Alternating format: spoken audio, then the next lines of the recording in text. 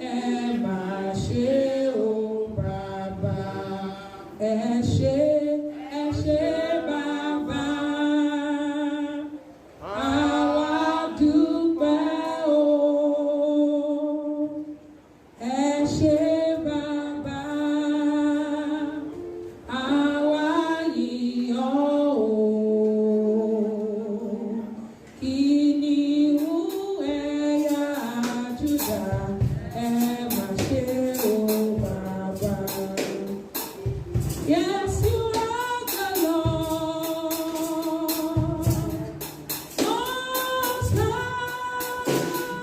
Yes, you are the Lord, Most High. Yes, you are the Lord, Most High. Yes, you are the Lord, Most High. Let's begin to bless the name of the Lord. Let's thank Him for sparing our lives this morning, giving us another Sunday. It's by the Lord's mercies that we are not consumed. Brethren, open your mouth and thank God for the gift of life. Thank God for sparing your life, your family members, your relatives far and near, home and abroad. Bless the name of the Lord because He is God. He is good to us. His mercy endures forever.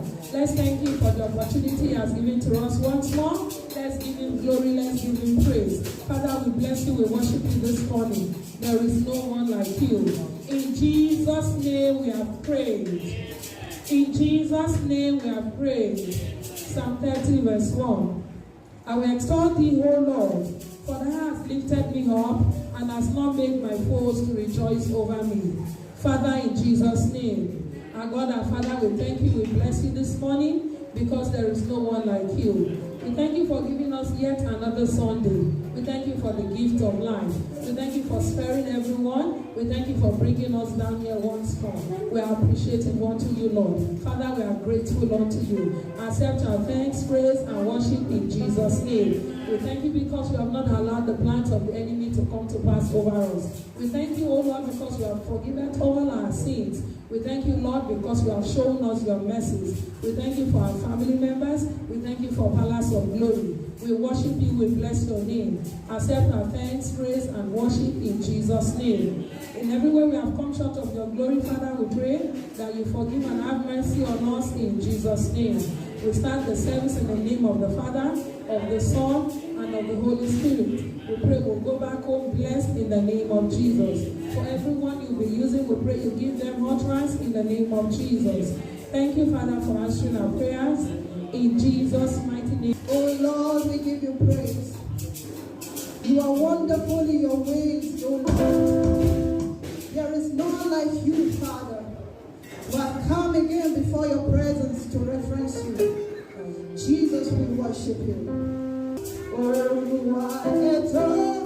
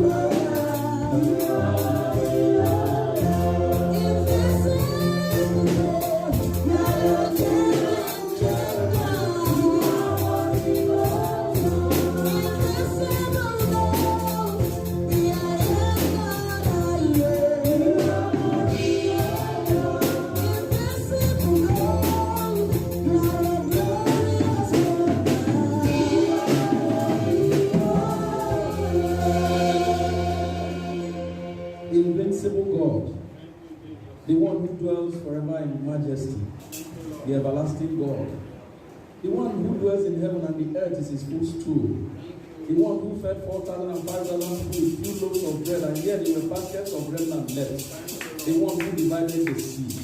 Ojiaka Abajigwe, Ojukwe Tobakejaya, Ojukwa Ganyenumiri, Eze, Okakabiniwe, the creator of the heavens and the earth, the God that we do not see, yet the things that he does speak for him, O God.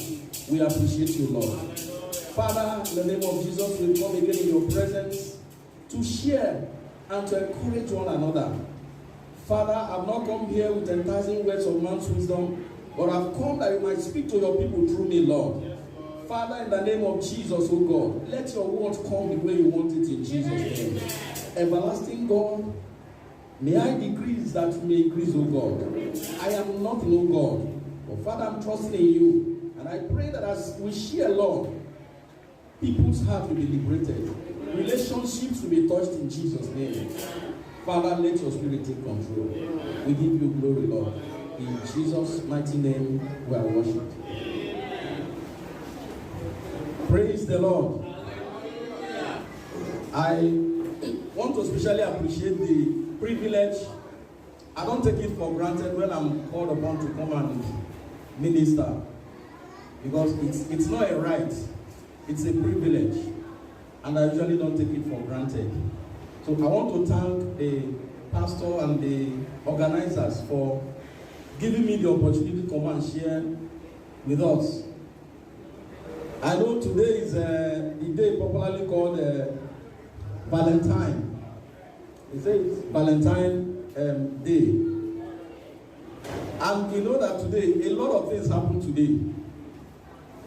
If you look at it from the other side, we are Christians, but if we try to look at it from the other side, today is one of the days that the worst things happen on the surface of the earth. Globally, not just in Nigeria, everywhere. Today is the day where people commit fornication most. Because everybody wants to be shown love. And because everybody wants to be shown love, some people try to express and receive the love in different ways. When we talk of Valentine, what comes to everybody's mind is love. Today, a lot of people will say, you are my bar, you are my this, you are my that. You know, a lot of somebody said that today is the day that a lot of women lose their virginity most. And sometimes I tend to agree with that argument sometimes. Today, a lot of people want to test themselves because they believe it's a day of love. And the way people interpret this love are different. People interpret them differently.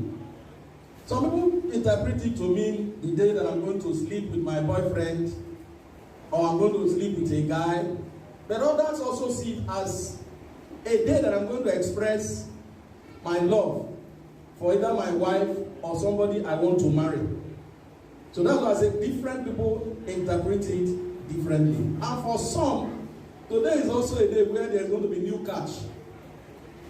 A lot of people are filled, ladies, today they're going to find new boyfriend.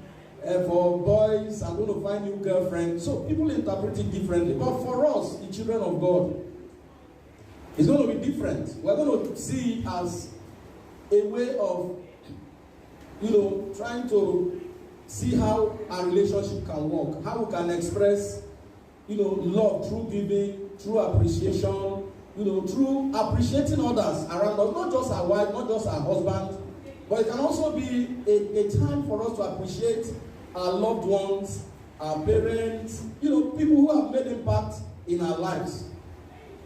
But by the grace of God, I'm going to limit it to how we can help our relationships to grow. How many of us are married here?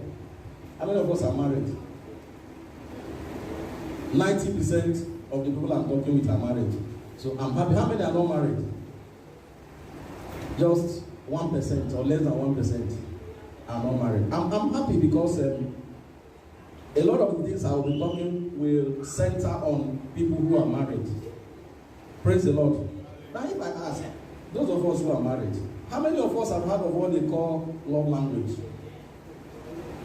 How many of us, if I say, do you know your... Please, from time to time, I may be asking questions. So maybe there should be another mic somewhere. How many of us have heard about what they call love language?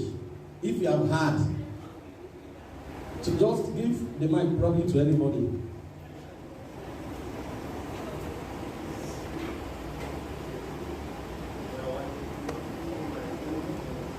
Okay, give the man on, a brother that is wearing tie. Have you heard of love language? Okay, can you mention one or two of it? Quality time, act of service, then gifts. I can't remember the fourth one now. Okay, I think that makes me very comfortable that you know. How many of us have heard of these things that he talked about? How many of us that are married understand our own love language? I'm not saying your husband's love language, your own love language. How many of you understand your own love language? Give to another person. Okay, give to this sister in blue. Do you want in blue? Yeah. No, let's be open and honest. Do you understand your own love language? You understand what your love language is? Okay, if I may also ask, who understands the essence of those language? The essence, the reason for those love language. Who can help out? Because it's not enough just knowing them. Okay, he wants to speak. It helps the family to bond together. Praise the Lord. It helps the family to bond together. Good. The reason why I ask, because we may talk about love language, and there are some of us who do not really understand what love language is. Love language simply means something that you can do. I want to put it in a very simple form. Something that will make somebody, your husband or your spouse, you will expect him or her to do for you in order for you to be able to show him love, in order for him or her to be able to get to you so easily. Praise the Lord. And our brother here has mentioned there are about 5 of them. We have what we call quality time. Quality time. And quality time means that there are some of us here. If your husband buys you gifts, it doesn't really matter. It's not every man that appreciates gifts.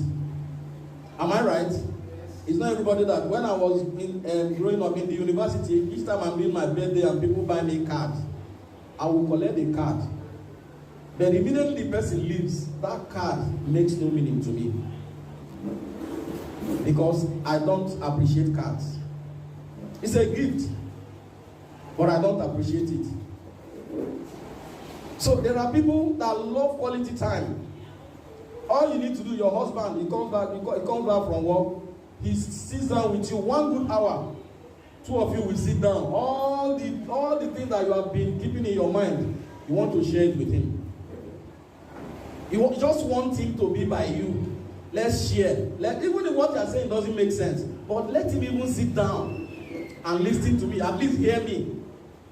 Because for you, that is a way that you feel your husband can show love to you. By sitting down with you, spending quality time with you, even if it's 1 hour that he spends and he does it every day. Anything he tells you to do, you will do it for him. Because you feel that he is showing you love by giving you quality time to express yourself. Some people is gift. Oh, my wife, gift. She will tell you even if it's 15 naira or not, just buy it. That makes her happy. Some people gift. It's not this time. It's not about the value, the quality of the gift, but the fact that you buy me gift to her, it means that you have her in your mind.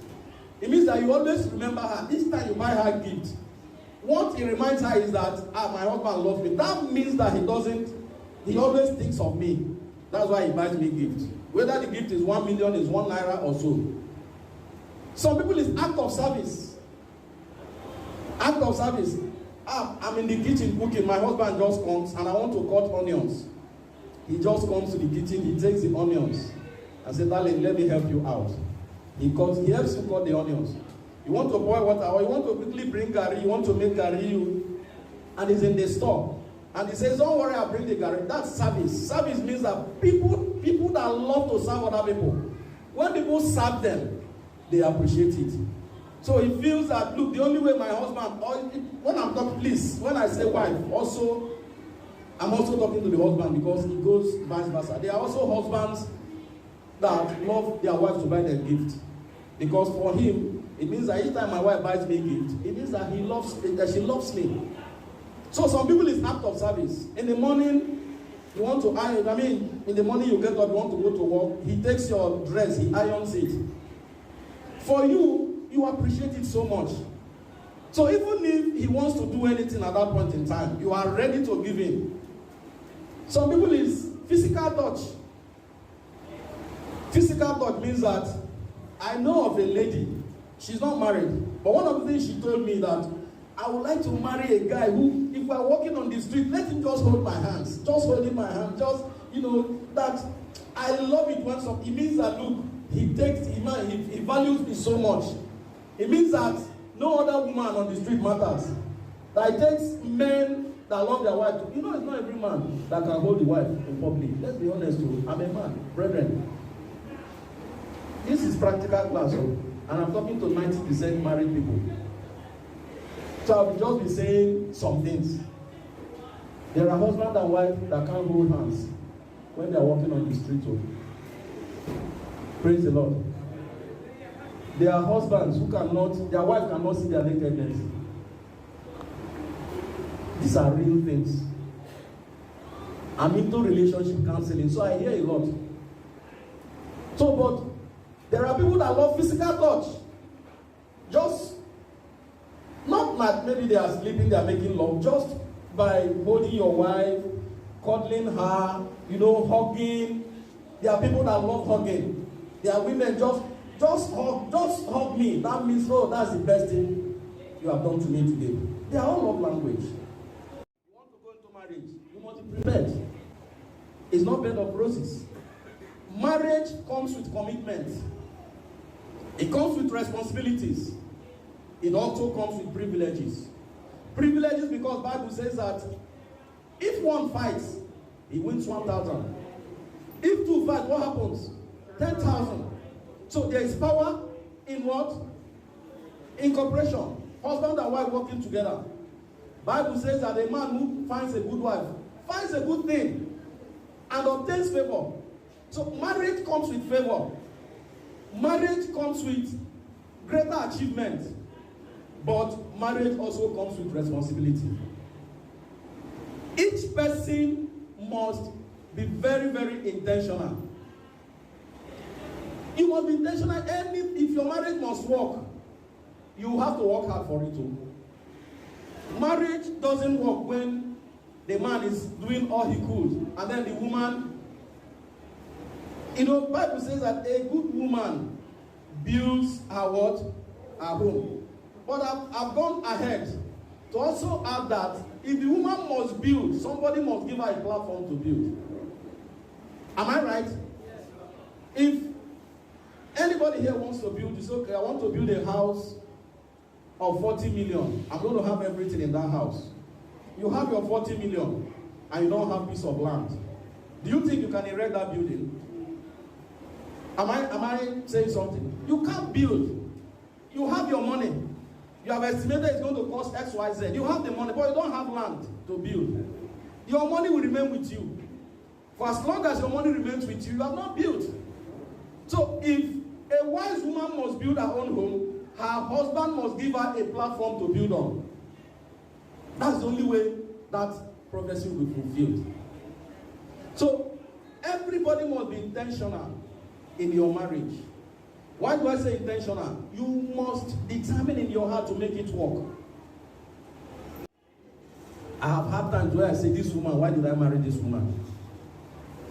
Did I make mistake for marrying my wife? But there are times when I've also said, God, thank you for giving me this woman. Would I have been able to marry somebody else? There are times, but one thing I've never done, I've never raised my hand to beat my wife. Does it mean my wife has not annoyed me? She has hope. In fact, I'm always practical. Within the first 1 or 2 months we married, one day my wife held me on my time. In the morning, not Sunday, we're going for service. He held me. I said, God, which kind of temptation is this? I had to control myself because I made that commitment that I will not beat my wife. It was the grace of God that helped me not to raise my hand. It happened a second time. I endured it, and then I walked out. Later on, my wife came and she apologized. Since that day, she has never done that kind of thing. What am I trying to tell us? I have gone through my own challenges, and I'm still going through challenges today. It's not as if it has ended, though. Do you understand? But Bible tells us that love covers multitude of sin. What is making our marriage to work is the fact that I've made up my mind that I'm going to love my wife. I've made up, in fact, early this year, in January, I told my wife, let's go to camp. That I want us to go to camp. I started it a year or 2 years ago. In January, we take some time, 3 days, 4 days, dry fast, no food, no water, 3 solid days. And one of the things I told her is that I said, look, I want to make heaven. And I want you to make heaven. And I think I want to also, so that we can also take others along. But the first thing is that me first, I must make heaven first. Let's go and pray. And while we were praying, I divided it into sections. We had a section where I called it reality. We sat down. I said, let's evaluate. Let's talk to ourselves. And one of the things I told my wife, and I will keep to it, I said, because I want to make heaven, we're going to have obstacles. But I've made provision for anything you do. I'm making provision for future forgiveness. It sounds somehow, I have made provision to forgive you ahead, before you even commit the offense. And that doesn't mean that me too, I will not, because I won't also exonerate myself. I'm not a perfect man. So I can also, I'm sure I've also done some things that made my wife also say, what kind of man did I marry? But in the midst of the thing, we've not discarded ourselves. We're still building and building and building. I am not one of those people that during Valentine, you go and buy, because it took me time to even adjust to this Valentine thing. I'm not one of them. My wife knows. I don't buy any gift during Valentine. I don't. Because I don't know what is being celebrated. I don't even know who is Valentine. So I'm being careful not to go into celebrating what I don't know. But because we need to preach, we need to also encourage people. So instead of celebrating Valentine, let's take it as an opportunity to review our love life, review our relationship. If I bought my wife gift, maybe 2 gifts or thereabout, in January. Was there Valentine in January? So if I don't buy her gift today, does it mean that I don't love her? Come on. You are supposed to love your wife every day. You're supposed to love your husband every day. The love should be continuous. It should continue. Valentine's Day, let's use it as an opportunity to review our love. Going to write down. I've written down some things some things that men need to do, and then some things also that women need to do for us to have a good marriage. I call it, I will try to rush. How should husbands treat their wives? You must treat your wife with respect in front of others. You must treat your wife with respect in front of others. I know, I had a friend who was a pastor. At the stage, I had to call him. I said, look, you don't talk to your wife like this. You are talking to your wife in presence of the congregation. You talk to her as if she wants nothing. And then how do you want the congregation to see your wife? You talk to your wife in presence of your brothers and sisters as if your wife is a piece of trash. How do you want your brothers and sisters to treat your wife? They will, of course, if you disregard your wife, they will disregard her. Because if you, who is her husband, treat her badly, then you have given others room to treat her badly. So you must treat your wife with respect. The same way, husbands, the way you present your husband before your family, that's how they are going to treat him. If you present your husband as one useless man, he's a very useless man. He doesn't have no go, no this, no that. And you keep saying it in presence of your people, that's the way your people will treat your husband. So treat your wife with respect. Do not hide your feelings for your wife. Let's not hide our feelings to our wives. Your best friend is your wife. The best person that will give you the first counsel is your wife. Don't hide your feelings from your wife. How you feel. If you cannot be open as a husband to talk to your wife, who is it, your girlfriend outside that you go and tell, or your mother outside? Express your feelings. You must be able to express your feelings. If you feel bad over what your wife did, look for a time. Talk to her, darling. The way you did this, maybe you would have done it this way. I don't like the way you did this. Don't say it harshly, but express your feelings so that the other person will adjust. Praise the Lord. There are sometimes your expression may be correct. What you're saying may be correct, but the expression may be wrong. Praise the Lord. You know, in communication, they said 75% of communication is what? Is through gesture. 25% is only verbal. The other one is not spoken. So I can tell you are stupid. You don't look at me and laugh, bro, himself. I tell another person you are very stupid. The person, me, you call me stupid. The same word. The same word. Two different ways. One person takes offense, the other person laughs and goes away. Either because of the way you said it or your love language when you say it. 3. Treat her with dignity in front of others. That one has already taken care of it. Do not hide financial information from your wife. That one is a very difficult one for a lot of men. Many of us hide financial information from my wife. Let her not know how much I have so that she won't run away with my wife, with my money. That's what men usually say. But I tell you, most times women are the best managers of finance. Praise the Lord. That's the truth. Most times they are the best managers of finance. They manage our finance well. But my own case is different. Should I tell you why it's different? Because my wife can give out everything. So what I try to do is to try and slow her. I don't stop her from giving. My wife has a natural instinct. If she wants to go and buy fuel and she meets somebody who has very serious problem, she can use that fuel money and give the person and start looking for money to buy fuel. That's to tell you how. I'm not going to say how bad it is, how good it is. But that case is not because she's using it for herself. She's also using it to help others. But everything must be planned and structured. A lot of men don't. We have a company that I run. My wife is a signatory to that account, but she has never made a withdrawal from that account.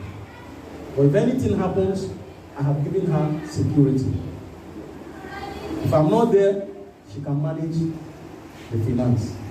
But I'm not hiding those financial issues, because sometimes when anything happens to you, it is people who were never there when you were busy working that will come and take everything and leave your wife empty-handed.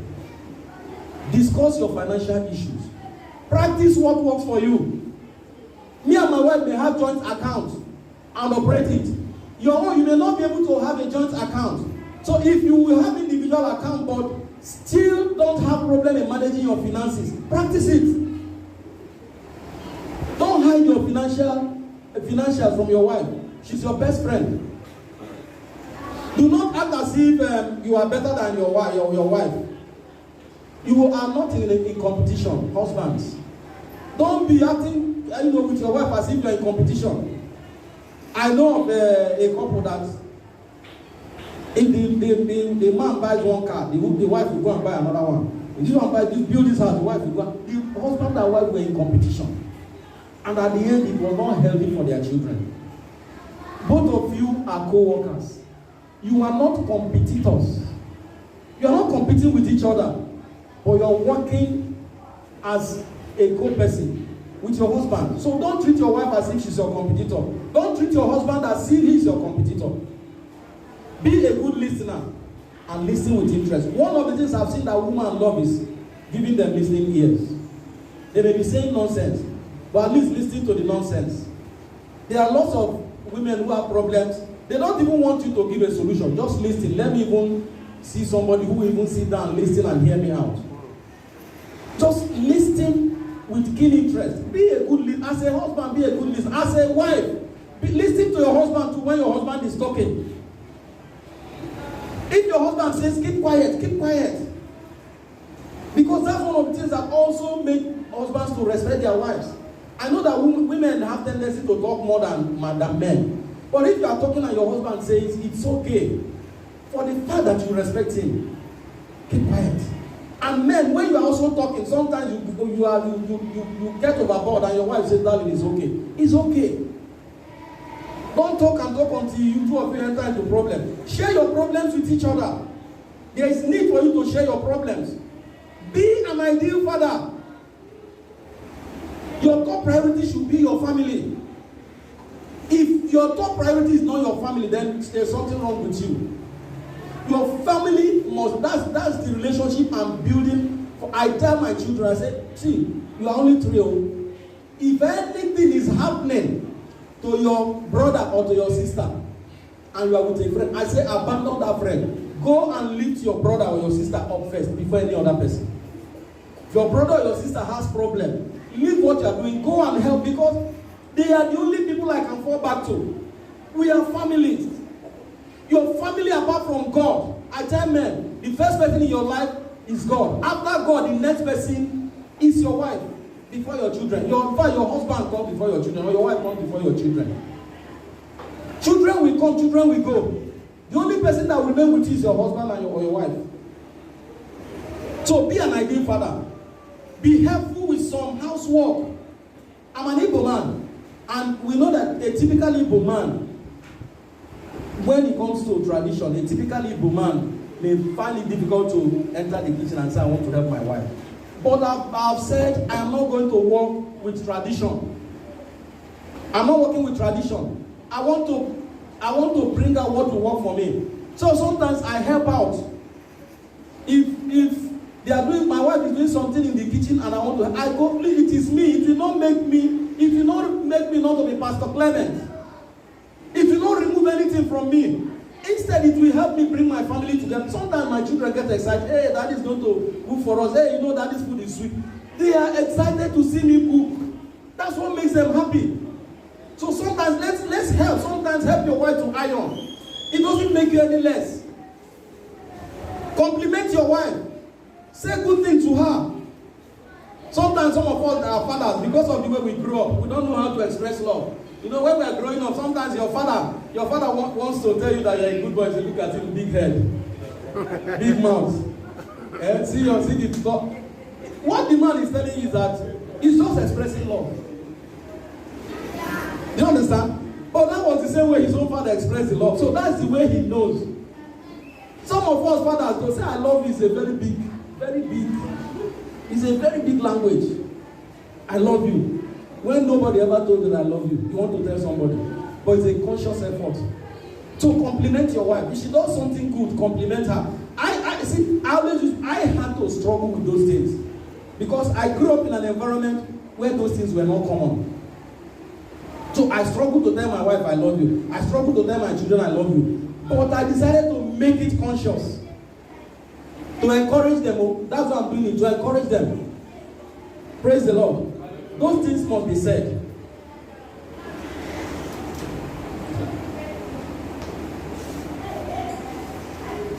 Alright. So, compliment them. Flirt with your wife or husband. Flirt with your wife. It's not, you remember what you used to do when you were running after her. How you will leave your work. Go and spend time with her. Go and do this. Even the work they didn't say you should do, you will do it. Because you wanted her. Now you are married. She is now fat. The futures are not there again. The way they were when you first saw her. Therefore, the love is going down. Flirt with her. One of the things I thank God has helped me to conquer. express love in front of my children to my wife. And sometimes I hold my wife in front of my children and I kiss her.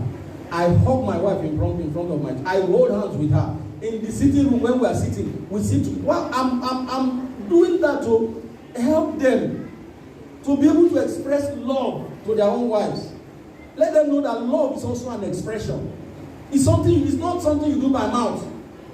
I love you. I love you. Never bought her gift. I love you. I love you. Never told her one. No, flirt with your wife. Run around with her in the house. Sometimes when there is no child, two of you go naked and play.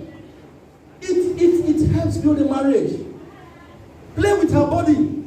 Play with your husband's body. It's your own. You are not sharing it with anybody. At that point in time, there is no shame. Ask your wife the things that excite her. Where should you thought that will excite her? To make her feel happy and to make her prepare for you.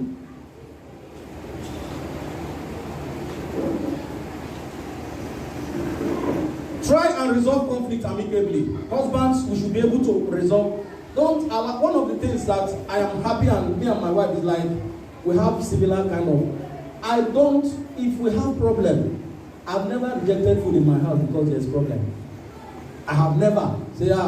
In fact, in my language, there's one common proverb they speak in my life, that the person that rejects food is maltreating himself. So that my wife cooked and I reject the food. Is it going to make my wife hungry? It won't make her hungry. Or is it going to make other people in the house hungry? It is you that will be suffering the hunger. So the only thing that will make me not to eat in my house is maybe I go out and I eat outside before coming. Or I don't eat ice fish or fresh fish. So it is only when they cook with ice fish or fresh fish that I will not eat. But now they know. So it's no longer a problem. So once they are cooking their own, they are cooking my own. Those are the only things that will make me reject food. I don't reject food. For what? Somebody has spent time to cook and then, because she said something the way I don't like, therefore let me punish her. You are punishing yourself. You're punishing yourself. Be a very loyal husband. Be loyal to your wife. Be loyal to your family. Be ready to compromise. Sometimes, husbands, please, let's compromise sometimes. When I say compromise, I'm not saying you should do. Compromise, it depends on the way you use it. Compromise can be positive. Compromise can be negative. Compromise means that sometimes, I'm right. But let me just let it go. So that we can have peace. We must not quarrel over everything. So sometimes say your wife, okay, I'm sorry. Not because you are sorry or you did wrong. Let's just move on. Compromise sometimes. Don't stand your ground. No, nothing like this. I'm the head of this house. If it doesn't go this way, pack your things and go to your father's house. No. Not going anywhere. Go out together. Go out together. Bros, once in a while, take your wife out. I have a family friend. Every year, I think two or three times in a year, they go and stay 1 week in a hotel. They go to hotel. That's where they eat. That's where they go. They will be going to work in their offices from the hotel and come back to the hotel. 1 week. He takes his wife. Sometimes he takes his whole family. They are rich anyway. Have you taken your wife out? I'm not saying you should go and take your wife and stay 1 week because you may not have the resources for 1 week. You may not have. Have you taken her to one eatery?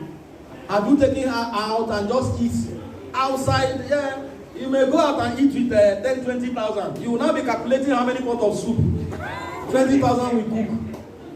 That this 20,000 can cook 5 pots of soup. Spend it on her. She will appreciate it. It's not every time you keep calculating the cost of taking your wife out. Sometimes spend it because it's an act of love. Take her out.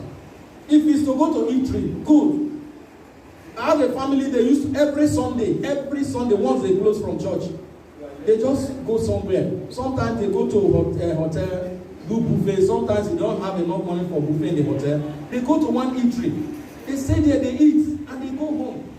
The reason why we do that for our children is so that nobody will come and tell your children, I love you. Do you know that there are girls that have lost their virginity because a boy took them to Chicken Republic? They have never gone to Chicken Republic in their family. So for a boy to carry them and take them to Chicken, they want to pay back. But if it's not something that you do in your family, if a boy tells your child, he says, so what's the big deal about it? We are used to it. The guy will feel disappointed. Buy them things so that one boy will not go and buy one thing for your daughter, and then your daughter will run into problem because nobody has ever bought that thing for her. The reason why we do those things so that it will help your children, it will help you. The time you use praying for your daughter or this person, you will use it to do better things than rescuing her from the hand of one boy or one this thing. Praise the Lord. That is also for the but then for the women, make your husband your priority. Your husband must be your priority. Your husband must come before your mother. Same way with his husband. Your wife must come before your mother. Don't make your wife your mother. Don't try to tell her, this is how my mother used to do it. You are no longer with your mother. She is now your wife. She comes first before your mother. Your husband must come first before your wife. Yes. Be his wife or not his mother. Don't be your husband's mother. Sometimes he might not have had a good experience with his mother. Or sometimes the way you treat your husband will make him remember the way his mother treated him. And it's bad when he had a terrible mother.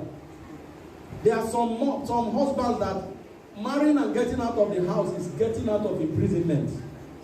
Because they were looking forward to leaving the house. So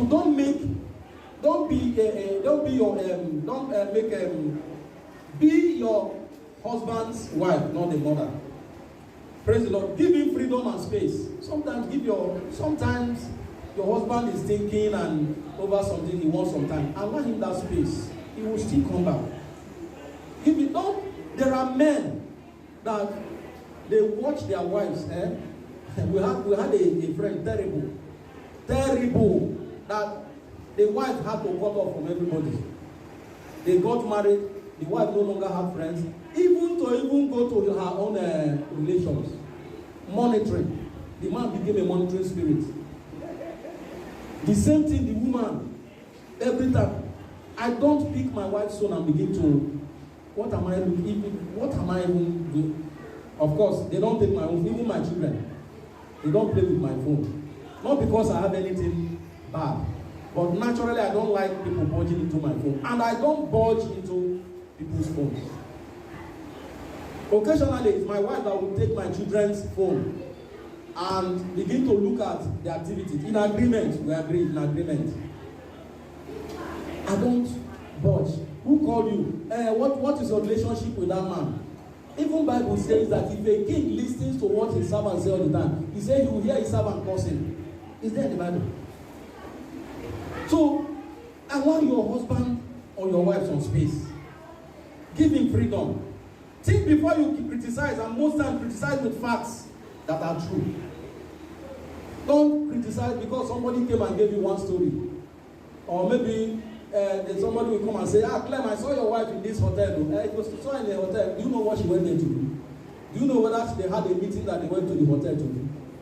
Are you telling me you saw her in the hotel so that I will not begin to think that my wife has started another relationship?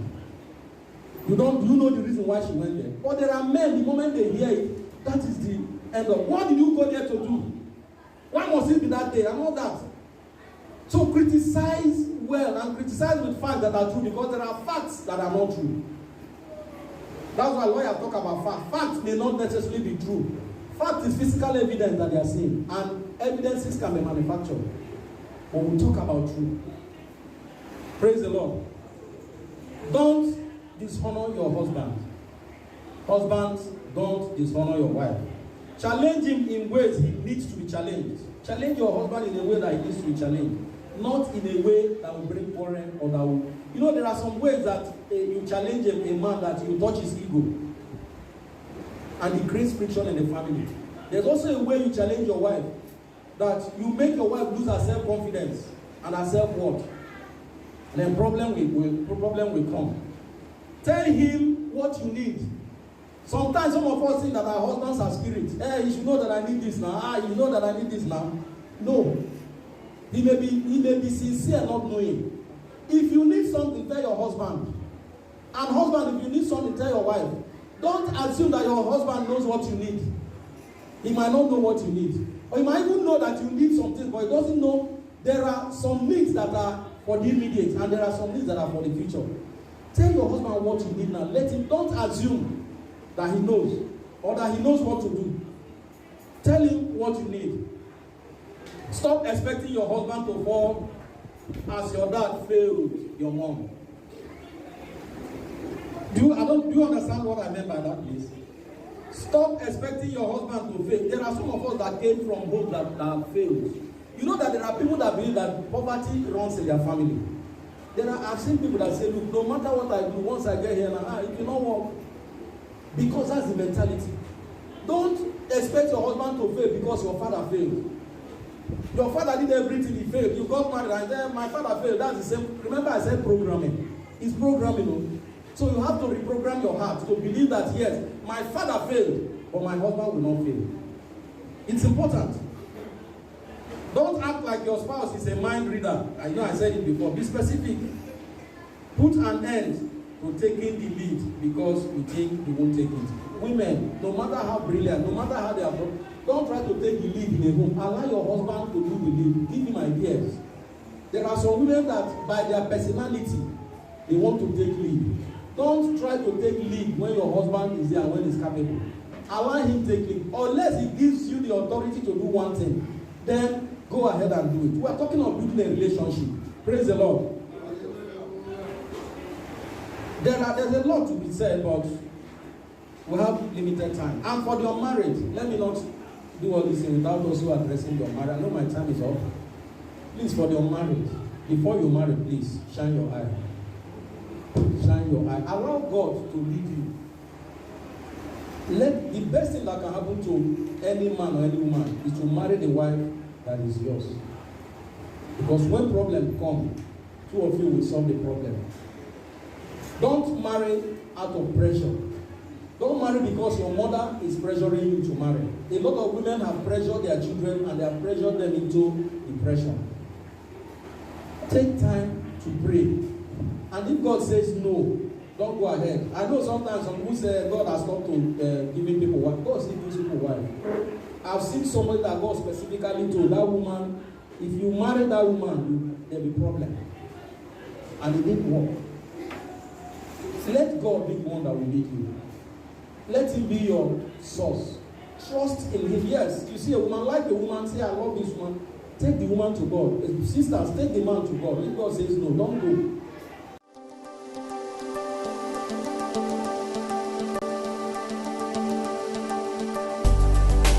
You can drop your tithes, offerings, and special pledges into any of the accounts displayed on the screen. Remember, God loves a cheerful giver. May the Lord bless you bountifully. Amen.